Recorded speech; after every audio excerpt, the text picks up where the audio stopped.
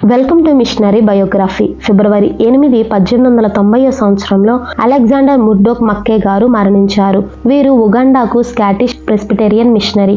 అనేక విశ్వవిద్యాలయాలలో గణితం, గ్రాఫిక్ మరియు ఇతర సాంకేతిక విషయాలను అధ్యయనం చేసిన తర్వాత 25 సంవత్సరాల వయసులో మక్కే గారు తన జీవితాన్ని క్రైస్తవ మిషనరీ పనికి అంకితం చేయాలని నిర్ణయించుకున్నారు. తన సాంకేతిక నైపుణ్యాలను ప్రయోజనకరంగా ఉపయోగించుకోవడానికి ఇది గొప్ప అవకాశంగా భావించారు.